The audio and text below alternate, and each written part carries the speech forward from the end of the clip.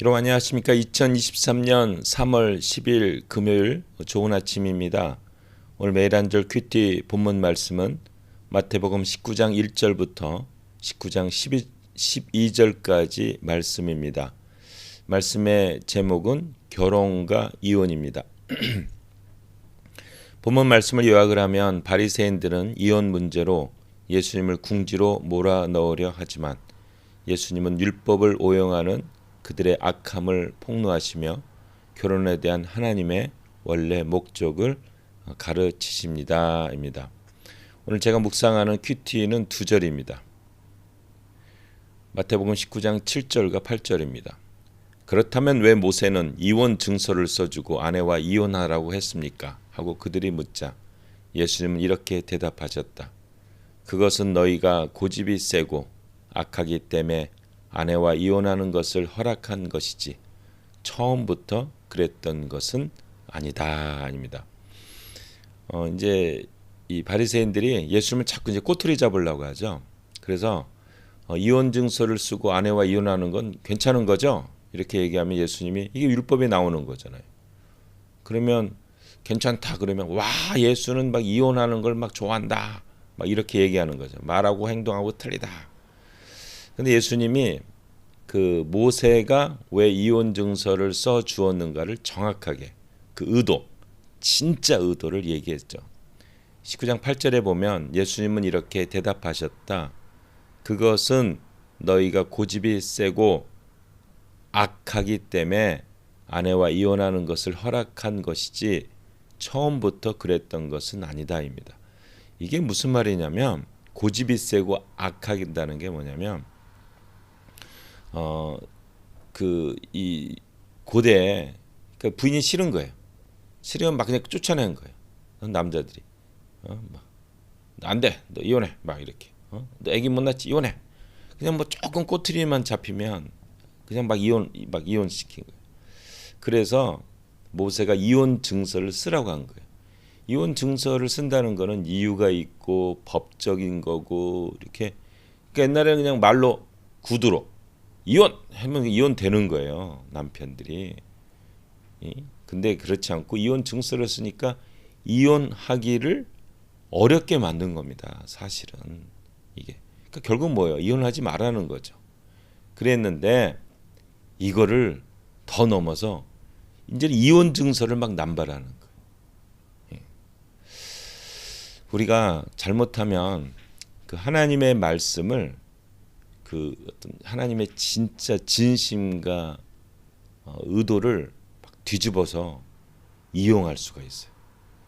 우리도 지금도 그래요. 우리가 이제 믿음으로 구원받는다고 하잖아요. 우리가 행함으로 구원 못 받는다. 믿음으로 구원 받는다. 이건 무엇을 의미하냐면 하나님의 사랑이 드러난 거죠. 우리가 율법을 다 지킬 수가 없어요. 우리가 율법을 통해 구원받을 수가 없어요. 그래서 하나님께서 예수님 보내주셔서 우리의 그 죄 문제를 다 해결해 주시고 우리 하나님의 자녀 삼게 하시는 거예요. 그 하나님의 은혜가 너무 고마워서 우리는 그 은혜 때문에 이제 말씀에 순종을 해서 살아야 되는데 이거를 확 바꿔버려요. 어떻게 말하면 우리는 행함을 통해서 구원 못 받는다. 결국은 50보 100보다 다 죄인이다. 그래서 믿기만 하면 구원 받는다. 그래서 아무렇게나 살아도 된다. 이런 논리를 주장합니다. 그래가지고 그 순종, 하나님의 순종에 대해서 이제 박사학위를 쓰신 분이 그 사람들에게 이제 물어봤죠. 순종을 하는 게 율법을 강요하는 겁니까? 그렇다는 거예요. 그래서 순종을 얘기하면 안 된다는 거예요. 그냥 구원 받으면 그냥 믿으면 구원 받는다 이렇게. 그럼 멋대로 살아도 된다는 거예요. 이게 바로 하나님의 의도와 말씀을 오용하는 거죠.